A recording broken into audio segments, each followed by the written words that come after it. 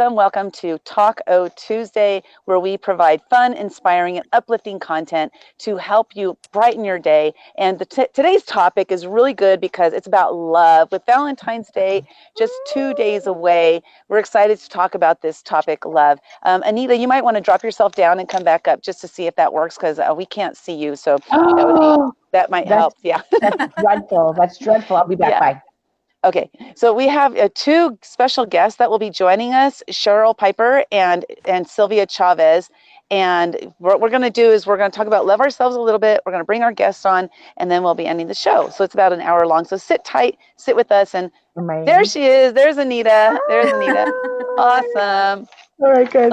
So my name is Lynda West, and I want to welcome you to Taco Tuesday. I'm the host of the show and the founder of it. And I had this idea a couple months ago, actually many months ago, to start my own talk show. And then here it is. We're doing the talk show. You're here, But I yeah. want to thank our sponsors, the Live Video Hub and Living Live Inc., which I'm actually just in the process of rebranding right now. And so just in a couple, probably about 2 months or so, I'll be launching officially as Living Live Inc. And Anita, put on your reader so you can see. It's your turn. I know. It's just one of those moments that I'm going through. Did you see my face? I'm just kind of like, I have to do it. Do it.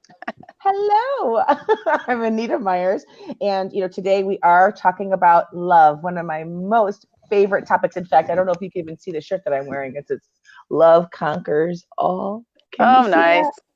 That's what Nice. it's about. Love does conquer all. We are joined by our amazing guests, Cheryl Snyder Piper and Sylvia Chavez, who is America's love queen. They're going to be coming on to spice up our conversation. How fun is that? And if you do happen to love the topic, do us a favor, share that, hit that share button and share it with others so that this way we can spread the love this month. It'll be wonderful. Very cool. Very cool. Over to you, Mary. And as you guys know, if you are live, hashtag live, put it down there. If you are hashtag replay and you're late to the party and you're just coming in and maybe have a broken heart, put hashtag replay. Oh. Put it on there. Hey, that might actually be a good topic there, right? Talking about broken hearts and coming through them. But I want to share really quick why I'm outside today. Actually, our internet stopped working, and so I ran out to find a place that I could go. So I'm here. It's February, and I know how fortunate I am to be able to be sitting outside with a hoodie, nothing more than a hoodie on, out here in California. But I'm mentioning that because sometimes the wind might pick up and you might hear a howling wind through my earbuds. But that's okay. This is what live video is all about. And then Mary, why don't you tell us where you are and what you got going on? Well, actually, I am in Mokina at my store. Our family-owned business has been around for 46 years, and I have taken over the store south side of Illinois for 4 years, and it is prom season. So love there, prom season, and the reason why I'm here up front is because UPS is coming with those dresses kids are waiting for. So if I step away, that's why, because UPS is here. Yeah. Okay, I love that. I didn't go to my prom, so and I think prom is supposed to be all about love. So it's like so appropriate. It's your first love. I don't know if prom's supposed to be all about love. I don't know. Oh, it's not? I don't know. I don't know. Anita, the stories I've heard, you would say it's one idea of love. It's an idea of love. Yeah, oh, okay, gotcha. You say it's about getting into love. I hope love is in there somewhere, but maybe not for everybody. Yeah, maybe not for everybody. Love. You know how I went to prom by myself. It was a sad story, but I'll wait on that one.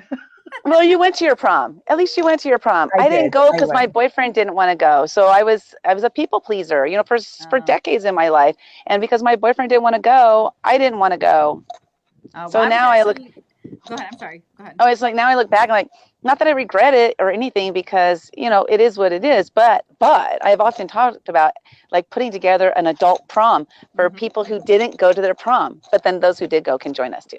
There you go. I was a class president my junior and senior year, and so I was on that prom committee. So I went with the guys, had a great time, but it was just part of my thing I did because I was planning it. But yeah. Fantastic. I love it.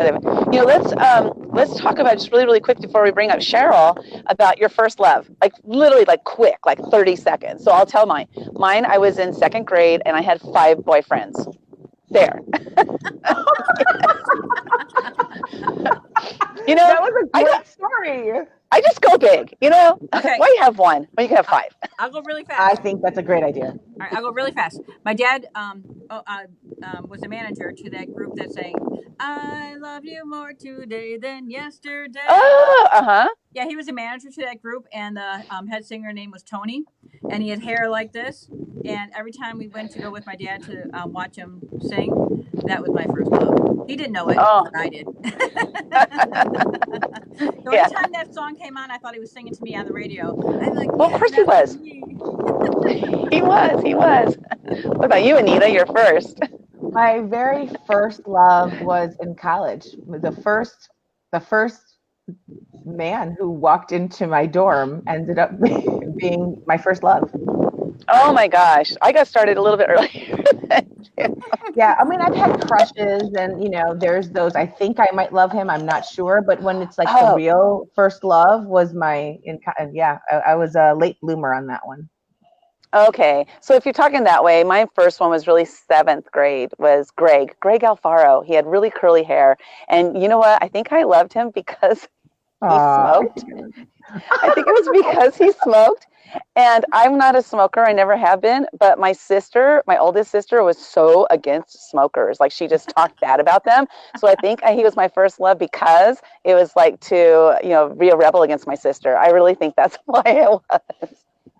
You made me think of, if we have a moment, our first loves, celebrity-wise, my first love was Vinnie Barbarino. Do you remember him? Yes. Hello, Grease is the word. Barbarino, and then I loved Danny Zuko, and I loved him forever. I love John Travolta. That was my first love. Oh my gosh. Well, on that note, let's bring up Cheryl. Let's bring Cheryl up to the show. Yeah, it's talking about love. So Cheryl, welcome to the show. She's like, hi. Gosh, I hope they don't ask me about my first love. No. Who was your first love, Cheryl?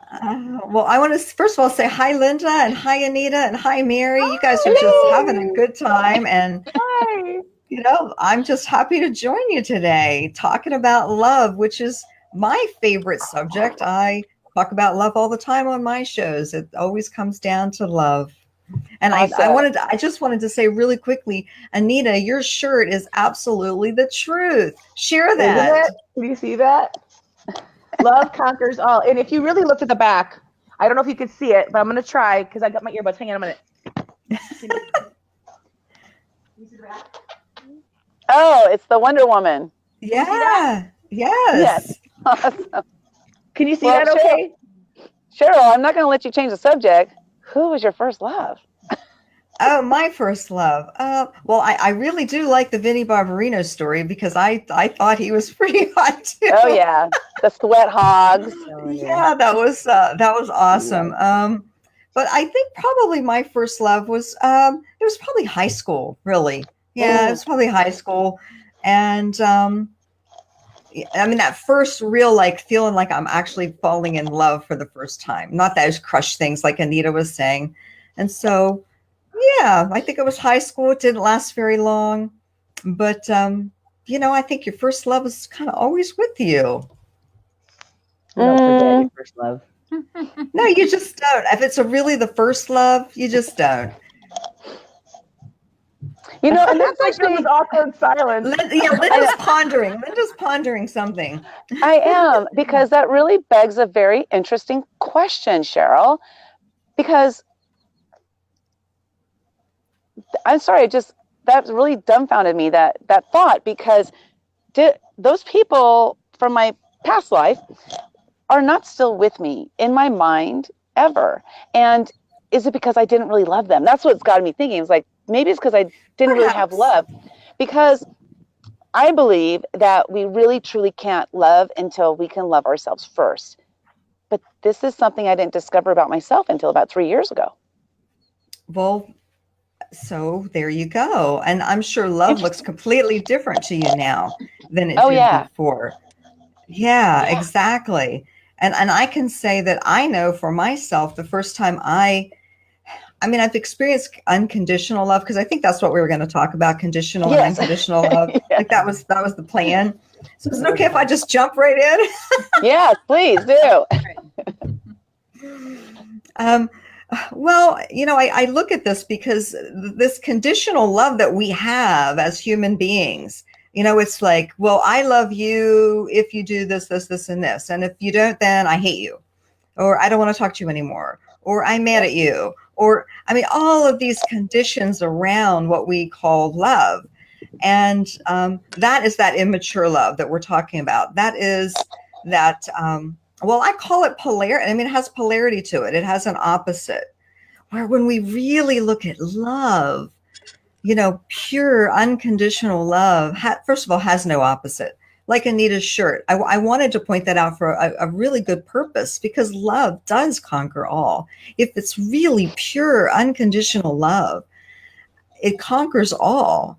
And when we step into that space of being able to have that for someone and have that for everyone, because that's what I teach about a lot, is that we are all one. And when we get that what I do to you matters to me, and it matters to the world, and I can change the world with what I radiate out and what I send out. Oh, can I tell a story? It just popped into my head. Yeah, of course. That's what Taco Tuesday is all about, the stories that pop into our head. Yes. Okay, well, this story just popped into my head, and it was 1993, and in Washington, D.C., which is the area that I live in. About 4,000 people came in to meditate.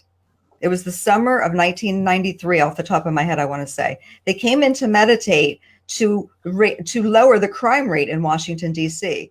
by meditating love and compassion and kindness. And like I said, I think it was around 4,000 people. And their prediction was that they would lower crime rate by 20%. And the chief of police at that time kind of chuckled and said, yeah, the only thing that's going to lower crime rate 20% in Washington, D.C. is a 2-foot snowstorm. That's the only thing that's going to lower crime rate by that much. Well, this whole process happened, this experiment took place, and crime rate went down 25%. Wow. It went down 25% because that sharing and sending out of that unconditional love and that compassion, it affects the area that you're around. It amplifies. Like if we're talking, like us talking right now, we're actually amplifying that energy out to the world. It's not just us and the three of us talking. Us who are talking about this amplifies it even more than 4 people. So, you're right, Cheryl. I'm thinking about what you're saying, and I'm on that train with you, because I think a lot of folks don't recognize the power that's in the thing that's unseen. The energy is unseen, and we can see it when we see chemistry between people. We can see it when a tribe of people come together because maybe there's a common denominator of something, but it elicits a loved feeling, that you love the topic, you love the types of people that you're around, you connect with them. So if only everybody could open up and appreciate that unseen energy that we call love. Imagine how much we could change. Imagine it. But they're looking for physical. Everything is, if you do this, like you just said, I hear, if you do this, then I'll love you. If you don't do this, then I won't love you, or you're not good enough to love. Mm-hmm. And I think that's where we suffer as we grow up. We get those developmental definitions that really, we got to get them redefined by Cheryl. Well, and it's true too, because if you think about it, oftentimes, like you'll see somebody, you're like, whoa, he or she, like they're really glowing. And so that's actually like love that you can see that's emitting from their aura or whatever it is. And I have that oftentimes, I deeply love my husband. We've been together 30 years. And I'm so fortunate. I just really love him, and he really loves me. And people see it all the time. Like, you two are so obviously in love with each other. And so it can be seen, but it's not something that, it's seen in a weird way. It's seen through energy, I guess, is what I'm kind of trying to say. It is. Yeah, it's energy. Felt. It's absolutely felt in the energy. Absolutely. Yeah. And it, all of that is so powerful. And what we were saying before is we get so trapped and caught up in this conditional love. Don't you love me? You didn't buy that for me. Don't you love me? Yes. Valentine's Day. My spouse doesn't love me because they didn't get me anything for Valentine's Day. Hello, there's Right. 364 other days of the year that they probably got you stuff. Well, and That's it's why I not saying, maybe not saying like that. Those things happen, and people stay in that victim mode rather than simply talking. Because I think that book, The 5 Love Languages, is so important. Yeah.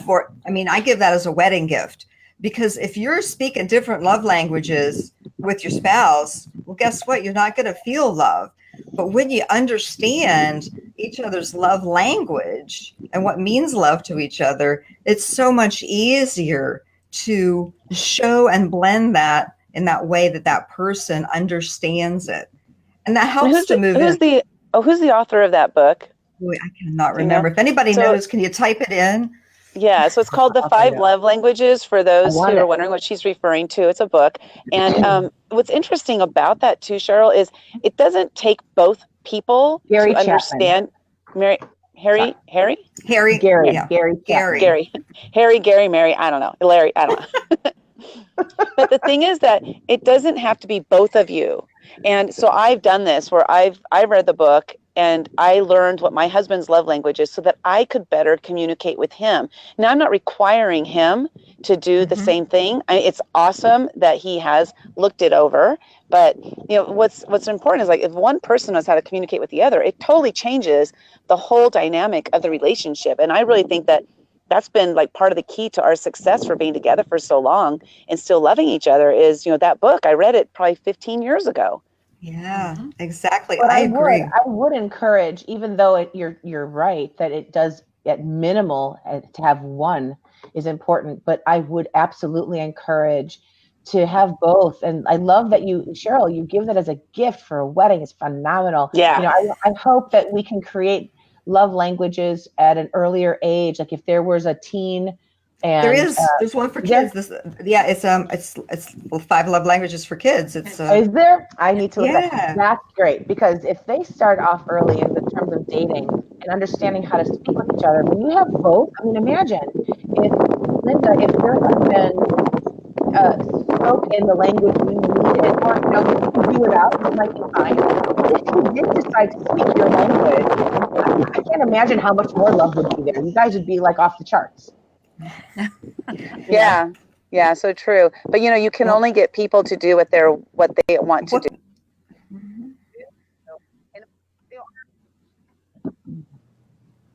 Oh, we lost Lynda. It was really windy, so I'm sure that's why we lost her. Yeah. I think what she was talking about was a book with the relationship love with the 5. I see Lynda. Oh no, now she's gone. Yeah. Okay. But she started talking about the 5 different relationships and how she exhibited that. And I think it's really important that we all know that it's important that we know how to love other people. Yes, we have to love ourselves, but we have to also know how to love other people, because it is about them first initially. Well, go ahead. Go ahead, Anita. I was hearing what Mary was saying, and in my mind, I was also thinking of the other aspect of, which I think it can be hard in relationships, which is to receive love. You can give it, but you're not always good in receiving it. And if you can learn to receive love, that means acknowledging that someone's loving you, and this is their way of trying to love you.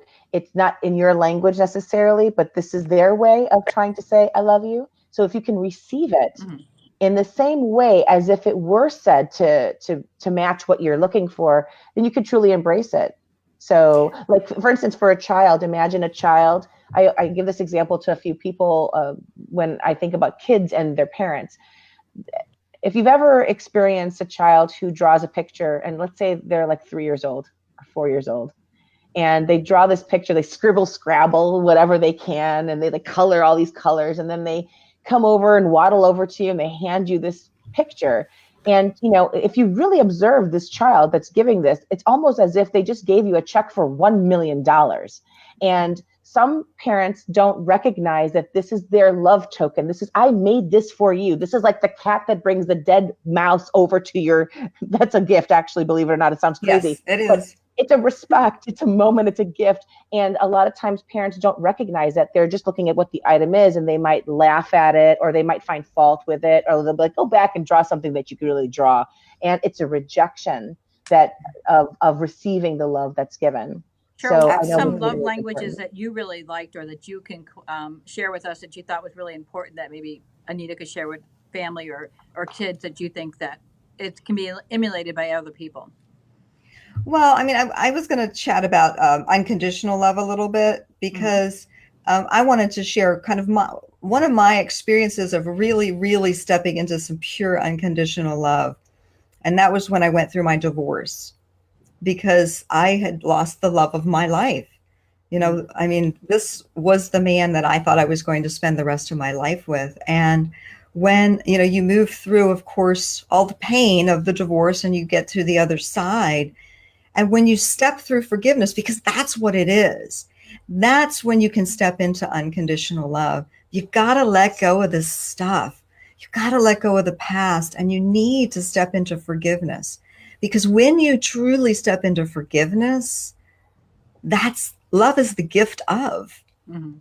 It doesn't come first. That unconditional love comes after that, because we have let go of all that baggage we've been dragging around with us, or all that pain that I was dragging with me from what I thought my life was going to be. And guess what? You know, you can stay stuck in that pain for a long time because you thought your life was going to be X, Y, Z. And guess what? It's not. And that is giving up the resistance, letting go of that resistance of what you thought something was going to be, and stepping into what it is, and stepping through into forgiveness. And people will say, well, how do you know you've forgiven something? Right. And how I do say, you define forgiveness? I mean, well, I say, yeah. you know when you've truly forgiven something, because when you think about it, it does not ignite any cell in you of weakness, of anger, of disappointment. It does not ignite any of that type of energy within you. And you know, wow, I have moved through this, and I have had many gifts through that lesson. Wow. To really know, oh my goodness, I really did forgive this. Wow. Because I thought I might act a little differently if XYZ happened. And guess what? XYZ happened. And I showed compassion. I showed love. I was like, oh my good. And it was just a little bit amazing to me what I learned through that process, because I allowed myself to learn it. And this is what I like to help and teach with people, is moving through that space and stepping into unconditional love, because we can all do it. It's us letting go of what we think something should be, or what we think somebody should be, and just love them.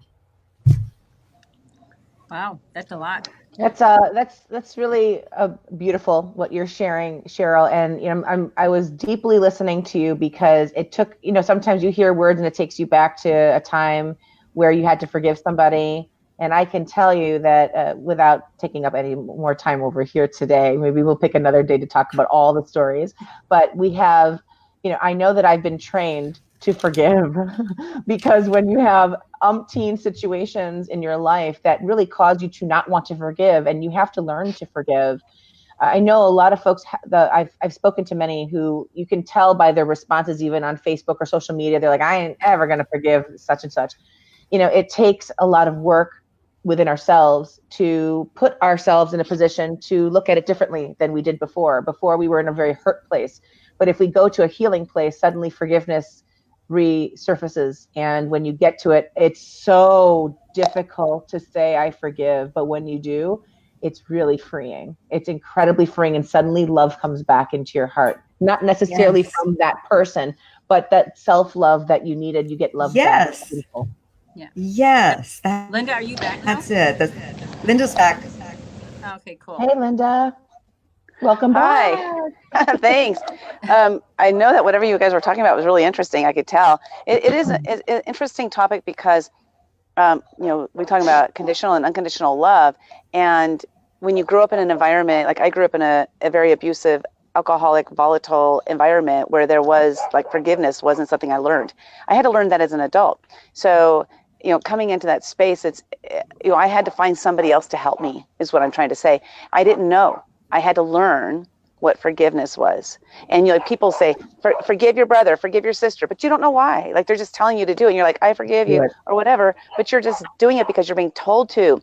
But you don't have that real feeling and emotion of like, I'm really actually honestly forgiving you. And I'm never going to forget, I'm going to forgive you. But it's like something that some people don't grow up in that environment and they have to learn. And it's like reaching out to somebody that can help them. I got dogs going. I got birds going. I had a woodpecker. There was a woodpecker before too. I'm like, what the heck is going? Da-na-na-na-na, da-na-na-na-na. So really good point. The environment is what creates conditional and unconditional love, because that's what happens. If you're in an environment of unconditional love, that's what you learn. If you're in an environment of conditional love, that's what you learn. But it's a growing process. Yeah. And as I say, this whole time on Earth School, I call it Earth School. That's what I call it. I love it. It's all learning lessons. It's all moving us into the next thing. And everything that happens is a lesson and helping us to move forward in our awareness. So Cheryl, what would you say is the number one piece of advice you would give people if they're, I don't know, if they're just like feeling like they're not loved or they're not sure how to love? Well, I would say it is important to start with self-love, because when we try to project out what it is that we want, chances are we're going to be projecting the wrong thing. We're going to be projecting something that's a need, something needy, something that we think will fill us up. Our job is to fill us up. We need to go inside. We need to go inside. And whether that is, I would say learning to meditate. If we're not good at meditation, let's start, and start with doing something simple where we're just getting quiet and we're connecting with God and we're connecting with our inner selves, because that's where it's all going to start. That self-love. Yeah. And, to add to what Cheryl's saying, I could just sit and talk to you, Cheryl, all day long about this topic of love. I remember there was a client that I had once upon a time who she had a hard time understanding and identifying self-love because you think about how when we are brought up as a child and we weren't taught how to love ourselves. Right. It's always about loving others. It's always about respecting what everyone else says. And if you can please, people pleasing, nation is what we're in. So to suddenly think about loving yourself, can I ask you, Cheryl, if you can share two things for me? One is, when it comes to self-love, how does one begin if they've never really understood how to engage in self-love? I know you mentioned meditation, but what does one, when they aren't involved in understanding meditation, how does one begin, like 101 of the self-love? Well, I would say it starts with self-care.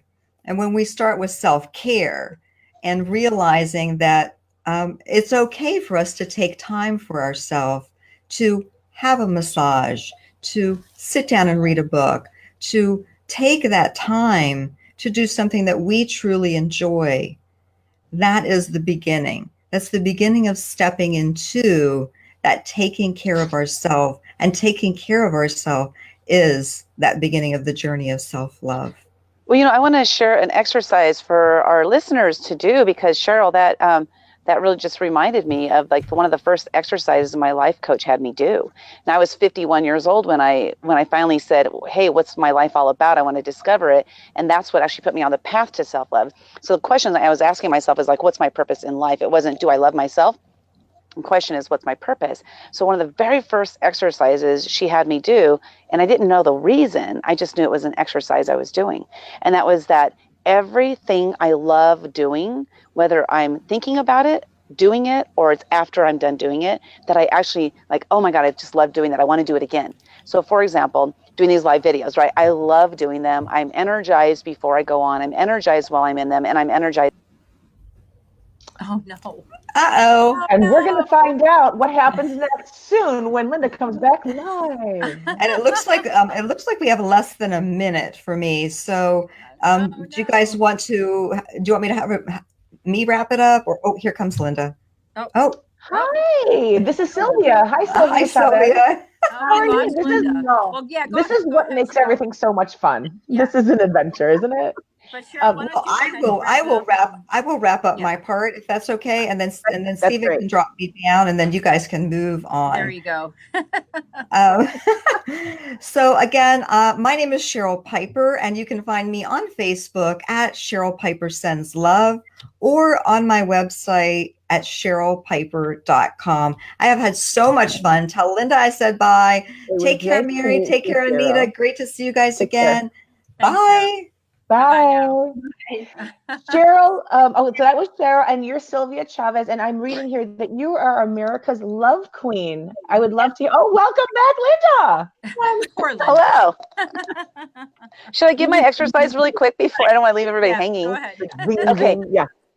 Okay, so I'm not sure where I got to, so I'm just going to start at the beginning. It will be very fast. So what you do is you write a list of everything that when you're doing it, when you're thinking about it, after you're done doing it, that you absolutely love it.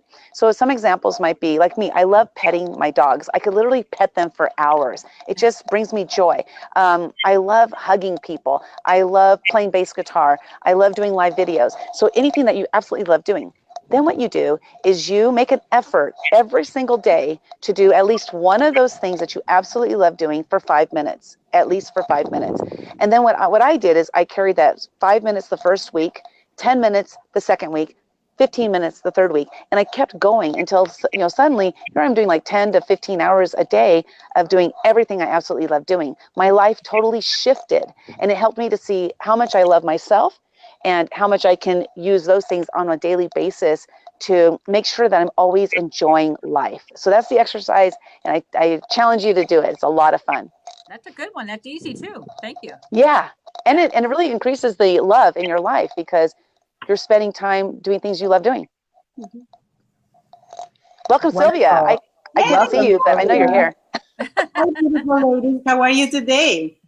Wonderful. I love that. I love that tapestry in the background. It's like love. Yeah, Right? everywhere. Absolutely. So Sylvia, we're talking about love, conditional and unconditional love. And so why don't you share with us first, how did you get the name America's Love Queen? America's Love Queen. Okay. I wanna say something about what you just said. Loving ourselves is one of the hardest tasks ever. And it's really understanding that we are the love of our lives. So if you just understand that this is who you are, and what's important, if you don't love yourself, it's really hard to understand love. Of course, loving yourself completely is a task, a life task. You gotta learn that over your life, But loving yourself a little bit more every day is like doing things that you love. This is the key. I love what you said, petting your dogs is unconditional love. That's there. A dog is unconditional love if we are talking about unconditional love. Yeah. So I couldn't stop hold on to share that with you. Okay, my name is America's Love Queen. That's my brand. And my name is Sylvia Chavez. I'm from Argentina originally. And the name came from, because I believe that love is so needed in the world. And America needs love, needs connection, needs touch, needs hugs, needs kisses. This is going to change the world. So I decided that I want to teach people everywhere in the whole world what true love is.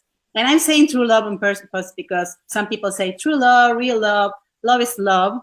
But because we are so messed up with this definition of love and this feeling of love, that we try to add some other words to the easiest one, which is just simply love. And I want to help every single woman in earth to become the queen of love of their lives, So that's why I came up with America's Love Queen. And that was the idea. Oh, okay. Alfredo's saying I will have to leave in 20 minutes. Enjoy the show. Okay. Thanks. What? Thanks, Alfredo. Yeah. He had to leave in a little bit, but he wants to catch the replay later. Awesome. Well, how do you, reaching the entire world is a really amazing, great task, of course. How do you propose to reach them besides here on Taco Tuesday? Absolutely. How? I just sharing my message, something that I learned from you, Lynda. You know, you are the #1 teacher about this, and you share yourself so authentically. And it's just sharing myself, just sharing what I feel and what I really feel that every single woman in the world is entitled to have, which is healthy relationships and love that rocks your world, and waking up in the morning with a smile in your face because you feel that you are loved and you love people, you know. So Sylvia, I want to stir the pot a little bit. I want to stir it. I'm going to stir the pot. Yeah, stir. Because it's always fun to see different angles of approach on love, because I love it so much. But there are so many different types, kind of like when you look at a garden, there's so many different types of flowers and plants. There are plants that enjoy being in the shade and they grow well in the shade. And then there's plants that just love being in the sun and can't get enough of it. And in the same way, I like to see that that people, our population of people all across the globe, they're made to love differently. Some people prefer affection. Like I know I am a very affectionate person. I love hugs and snuggles and all that sort of good stuff and affection, lots of affection. And there are others that are out there that are not so, it isn't about some situation that took place. It could have been, but sometimes some people are just in a way where they're wired to feel more comfortable sharing love in a different way. You know, what have you seen when you have the main definition of love? You know, how does one navigate to find that corresponding connection with somebody? Does that make sense what I'm asking? Oh, absolutely. I think that what I believe is actually if you become the person that you truly are, the other person that is the correspondent, if we use the same word, will magically show up in your life.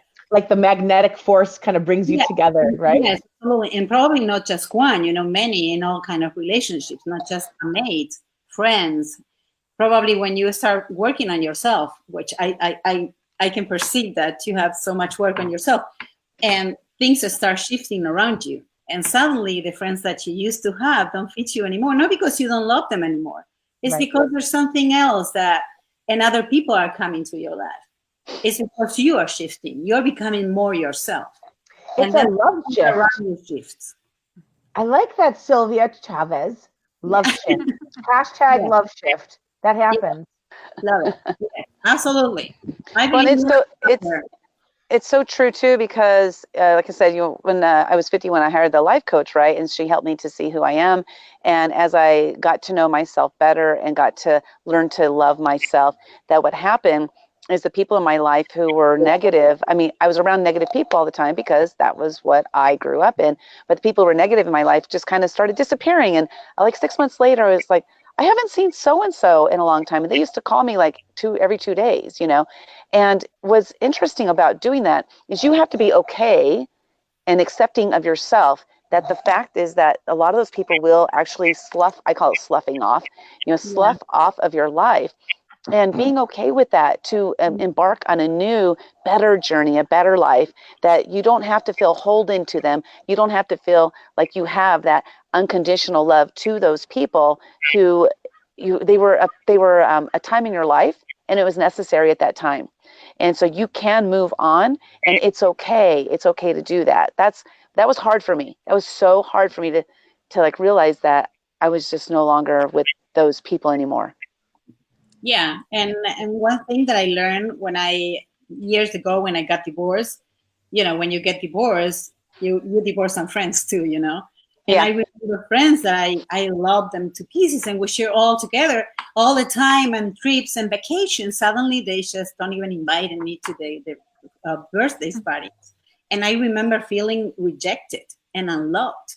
And talking to one of my masters in that moment, her name is Adela, she says, you don't feel rejected. It's just that your vibration does no longer belong to that vibration, and it is okay. That doesn't mean that they are under you or over you. It has nothing to do with judgment. It was more my ego that was hurt that by not being chosen, because, you know, that's me. It's all about me and my feelings, and more than them, and then I realized that it was right. I was not vibrating the same vibration. My vibration had changed, and it was okay to just let go. And I kept loving them. Of course, I still love them, and it's okay if they are not in my life anymore. It's okay. It has nothing to do with me. Probably it's our souls, our complete situations. Just we choose differently, and it's okay. Sylvia, I can, and Lynda, this is going to kind of relate to you in a funny way, though, but I can relate to and validate actually what Sylvia is talking about. When I was in my 20s, I came across a bad relationship, and that relationship really sunk me down to a very, very bad place when he had left me for dead. And long story short is, after I healed from that bad experience, I had made a decision to take care of myself, love myself, take care of me, do for me, because I had recognized, a long story short, but I had recognized that it was important for me to take care of me first. And I had always been a people pleaser. So this way it was an Anita pleaser. I was going to do for me. And over the course of time, this is where Lynda will probably laugh.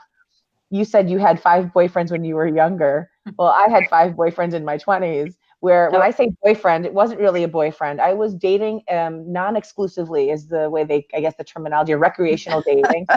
I kind of went in the 50s, back in the 50s, how people kind of dated. And then if you wanted to get serious, you'd like you get pinned, or you get some, go steady.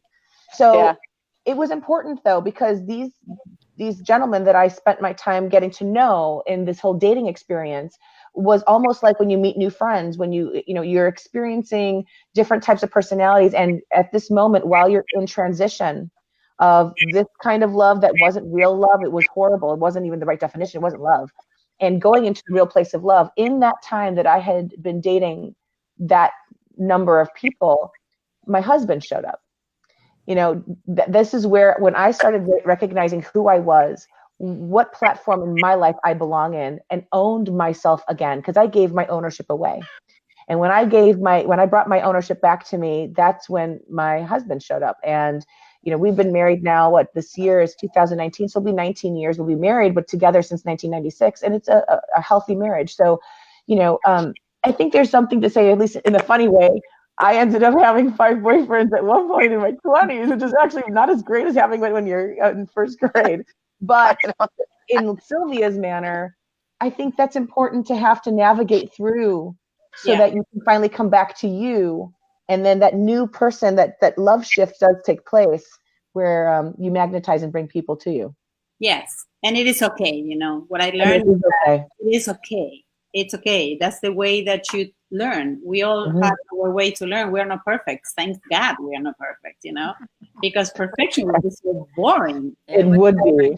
Yeah. You need to learn, and it's okay. It's okay to make mistakes. And actually, I don't call them mistakes. I call them wisdom, because you're learning to live. You're learning to love. I believe that love is another subject that we should study at school, because we learn so many freaking ideas about what love is when we are children, from TV, songs, movies. Oh, come on. And then we grow up with a feeling that is love, and there's nothing to do with love. Well, there's, that actually brings up an interesting topic that can talking about love in a different way, is because you mentioned the schools. And I know that a lot of the schools, I'm not sure if all the schools, but a lot of the schools removed hugging. Like, they won't let teachers even console a child when they're crying. And I think, like, what a mistake that is, in my opinion. Just because, like, if they're not getting love at home and they can't get it at school, they're not getting it anywhere. Right? Yes, it is painful. It is painful. I agree. I know that there's been many cases of abuse, and I know that right now I believe that if I want to be nice, that the system is trying to find a better way. But, touching, healthy touching, of course, is so necessary. Hugging when you're crying and you're in this pain, and you have your soul broken pieces, and your heart really, and you feel this physical pain, and somebody hugs you strongly and, holding you. Oh, come on. I'm going to fall apart. Sylvia. I was like, take me. I'm just going to fall apart. Yes, you allow yourself to just be in what you feel right there, and that you're not alone. So Yeah, I get goosebumps just by feeling that my kid would be crying and her teacher would not hug her. And yeah, it would break my heart, But I know this is the way it is right now. And I think that needs to change. Somehow we teach our kids to defend themselves, to be strong enough, and to know what's right and what's wrong. And then, and you just believe that when you leave them at school, they will be protected. Mm-hmm. But hey, Mary, I have a quick question for you. When it comes to the work that you do with the students that you know, what do you hear out there in terms of, love and unconditional and conditional love? What do you get out of people? What are they talking about? What's the word on the street? With the students, they're still like we were a long time ago. I mean, their love is who gets their heart patting, I have kids that are going to college because their boyfriend's going there. They don't care. They're still following. So that's still going on within there. Oh, man. I would think that they have developed so much more because of how children, if you notice that they're growing a lot faster nowadays and learning so much more. The difference is that, Anita, they are having sex a lot faster. So it's no longer about love as much as about having the physical, the sex and being there. And let me tell you, even here in the store, we will have girls in the dressing room and they're guys. They're 16, 17, 18-year-olds. Their guys will be sitting here and go help them get dressed if I don't get there fast enough. So it's more like a physical love now. It's not even like that heart love. And they all think it means love. They all think it means. Oh, wow. Wow, that's interesting. Yeah, I'm having a moment. Like, I'm going to be thinking about this for the rest of the day. Exactly. I had a question for Sylvia really quick. Yeah. Being from Argentina and being from the Hispanic background, I'm married to a Hispanic man. I know they have a very lovely and lovable people. What do you find that you could have brought from Argentina to here that you can share with the Americans to learn how a love thing that you know from your culture that we should go ahead and take and embrace? Yeah, it's relationships, of course, connections. Mm-hmm. And getting together just because, just getting together just because you want to share a coffee or you don't have to just even eat. It's just getting together. Mm-hmm. And human touch. It's like hugs. I hug everybody here at the beginning. When I just moved here, it was kind of awkward. But I can feel if somebody doesn't want to be hugged, I wouldn't hug them. But I found out that people love to be hugged. Everybody, not everybody, most of people. And some people, like you said before, they don't like the hugs and they're more distant. And usually there's a story behind that. Or there's a way of being, or because they are from some culture, which that, of course, I respect that. Right. But I feel that if we just sit down and even though if you don't touch each other, if you have deep conversations and you ask questions and you really care about the other and you get together, people in this country gets together through meetups because they know they are alone. My daughter has a lot of trouble finding friends at school. And she's in 6th grade.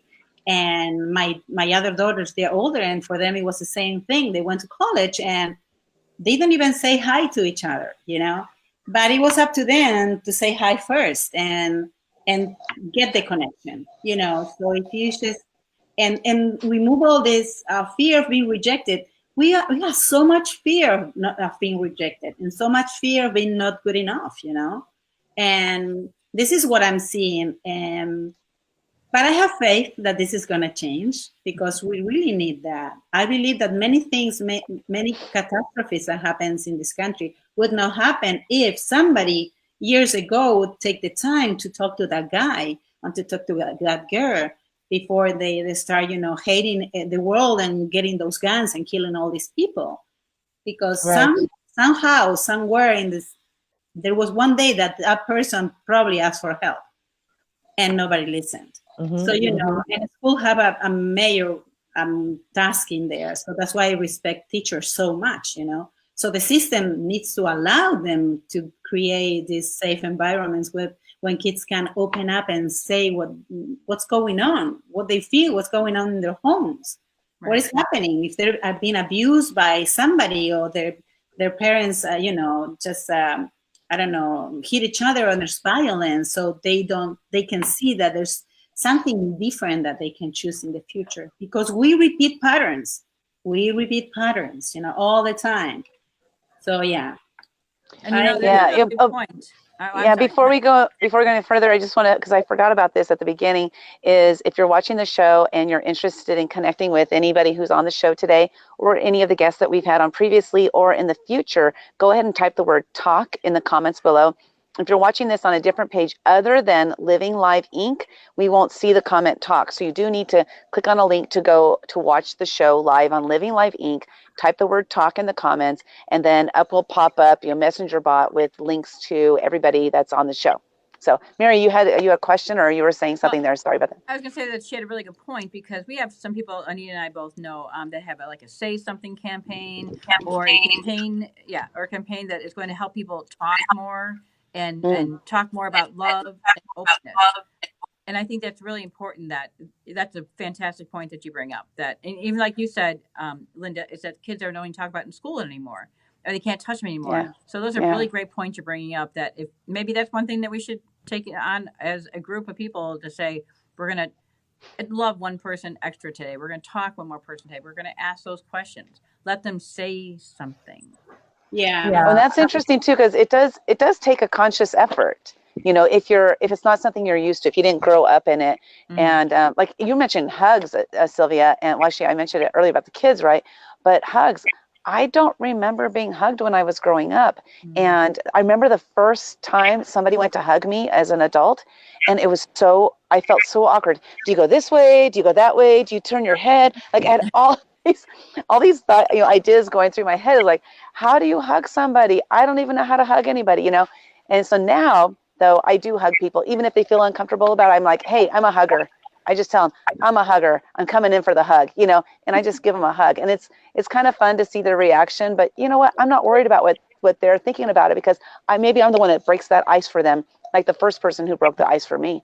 That's right. Yeah. I have someone that my background is, my family, my ethnicity is, I'm Indian, and I meet lots of wise souls when I go to visit India in the years that I've gone. And there was this one guru back out there, a spiritual mystic guru, who had said that when you hug from heart to heart. So that would normally be left side if you want to get technical. If you're going to hug, I mean, you can hug any way you want, but if you'd like to do it where you really feel it's from heart to heart. So when you do that, it's really a shift on your left side, and then you'll see that it actually comes together really nicely. But I want to add something in there, because you're talking about conversation, and I think it's important when we talk about instructors, teachers, community leaders, and the biggest leaders of children of all kinds is our parents, the parenting that's out there. I know that there's a lot of shifts and a lot of changes, but there's also a lot of folks out there who want to learn to do better. And if hugging is a difficult task right now for anyone, you can practice hugging through your words. So you collect the right type of vocabulary, the sentences, you research and you find, how do loving people speak, and collect those words and practice speaking in that way. And listen, it's not easy, because I remember one time this is not even that related, but to say the word darling was weird to me. It's like, I'm not gonna say darling. But over time, especially after I became a mother, she was my sweetheart. She's my darling. She's everything. It just comes out very easily. So for those who are having struggle with this type of affectionate way, because I know I'm affectionate, Sylvia, I get you. I so get you. But I'm also around people who aren't that affectionate. I was brought up where my mother would rub my forehead whenever I wasn't feeling well. And I tell you, there's something so magical to me that when she does that, it's like, I don't need Tylenol or Advil or whatever fever reducer. I just need my mom's hand, because it's just magical. And I married someone who's like, get away from me. I mean, he didn't. Hey, next, when I meet you in person, I'm going to rub your head, okay? And I'll fall apart. But when he like a Buddha. He doesn't want anyone near him, and he's not mean to me, but he would rather just be sitting on his lazy boy with a throw and just kind of give him space. And what I had learned in time is, in the history, was that his mom, there's a scenario where she just stopped giving hugs. There was a scenario where she said there was a marriage and extra children came on board, and she made a decision that I'm not going to hug any of the kids. It was a mistake. She feels terrible about it. Forgiveness took place. However, it did change the trajectory of my husband's need for that affection for it to equal good. It's more like, nah, I'm good. I got it. And you know how hard that was for me as a wife, as a girlfriend, to not be able to rub his forehead to feel good, because that's my definition. So just like love languages, what we talked about I say, yeah, earlier, you we led have right into to that learn one. how to Love communicate with languages. each other. And I got to hug him verbally. And that's why I'm saying what I'm saying. Sometimes you've got to use your communication to really hug them through that energy. And maybe you can grow into actual affectionate hugs soon, Well, hopefully. Anita, you brought up such a great point. Love language is so important. I mean, you Mhm. really have to know the other person's love language, whoever they are, your good friend, your dog, Yeah. your spouse, Yep. whoever it is. You have to know what they love for love. Yeah, and so we're almost at the end of the show, and so I want to first, before we have, I'm going to have Sylvia share her final thoughts for us. But you did bring up an interesting thing that reminded me, Anita, and that was that there was this one woman. I was at a job, and this one woman, the very first day, she would just call everybody beautiful. Hey, beautiful, and I remember it. I felt like she was throwing daggers at me. I felt like she was just like, for me, hearing the word beautiful, I hated myself so much that for somebody to call me beautiful was like they were actually throwing daggers at me. So I'm bringing that up because it was my life coach that helped me to discover that, yes, I am beautiful. And that now when I say words like that to people, I mean it, and it comes from my heart, and it really is with love. And so finding somebody that can help you, if you're a person who's out there who's feeling like you don't love, like you don't know what love is, like nobody loves you, there are people out there that can help you discover who you are and how beautiful and how much full of love you really are. So I highly recommend finding those people, who they are. So it might be Cheryl, it might be Anita. It's not me, because I'm not the person who helps people find love. It might be Mary, it might be Sylvia, but so yeah, I'm like, I can help you with your business, but with the love part, I send you on to Sylvia. So Yep, got it. yeah, yeah, Mary and I are like, we'll pass. So before we end the show, Sylvia, I just want you to share with us, what would be your number one thing that you would tell somebody who's in a lot of pain today, who doesn't believe that they deserve love, who doesn't know what love is? What would be your number one piece of advice to them? Okay. First of all, I would tell her or him that she deserves to love deeply and be deeply loved. That's her birthright. And then I would invite them to seek for help. Help is a really strong word, but sometimes it's really hard to do it on our own. It's really, really hard to do it. And because we don't see ourselves, it's like trying to see your nose. It's so close to your face that you cannot see it. Oh. Seek for help. There's many ways that you can start finding yourself and loving yourself, and then you will attract people around you that will love you. And at the same time, and so we didn't talk about conditional and unconditional love, but conditional love, unconditional love is accepting who you are and loving the way that you are. It's not loving because, love yourself is a strong word. Sometimes you got to love yourself. How am I going to do this? It's so hard to love myself. I look at myself at the mirror. So try to see in other mirrors. Look at people that can help you. Me, anybody, sometimes it's just a matter of putting yourself out there and finding answers. It's looking for your master, for your teachers, because I didn't do my journey alone. I didn't. I have so many people to be grateful for, and now I live the love of my dreams. But it was everything. It was inside of me. Everything is inside of you. That you need somebody that will help you see who you truly are and how you can start attracting everything you deserve, which is everything, and feeling this love that really it blows you away.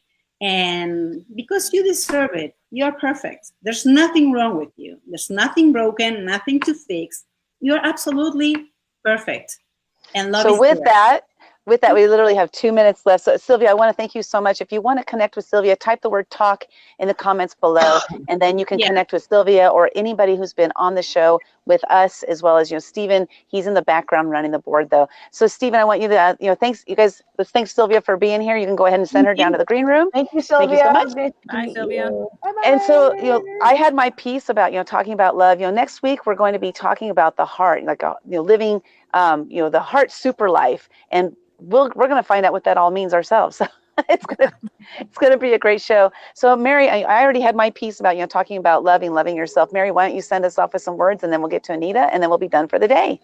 I think the most important thing about love is that you love others as you want to be loved. Mm. That's simple. Nice and short. It's simple language. I mean, if you don't love people how you want to be loved, you probably won't have that back and forth, and you won't feel love anywhere. Oh, good one. Awesome. Yeah, that is good. I'm going to read a quote. Ready? Yes. Here we go. I used to want to save the world, to end war and bring peace to mankind, but then I glimpsed the darkness that lives within their light. I learned that inside every one of them, there will always be both. The choice each must make for themselves, something no hero will ever defeat. And now I know that only love can truly save the world. So I stay, I fight, and I give, for the world I know can be this, that this is my mission now and forever. And this is the mission, which is to save the world in terms of love, because love conquers all. Awesome. And that's by Thank you. Wonder Woman from 2017. Thank you very much. I figured it was. It was from Wonder Woman. Didn't see it, you should go see it. It's really great. Awesome. Thank you guys so much for tuning in for Taco Tuesday. We'll be here next Tuesday, February 19th, 12 p.m. Pacific, 3 p.m. Eastern, 8 p.m. UK time. This is Lynda West, Mary Ziola-Vega, and Anita Myers saying goodnight, and we'll see you guys next week. Bye-bye. Bye.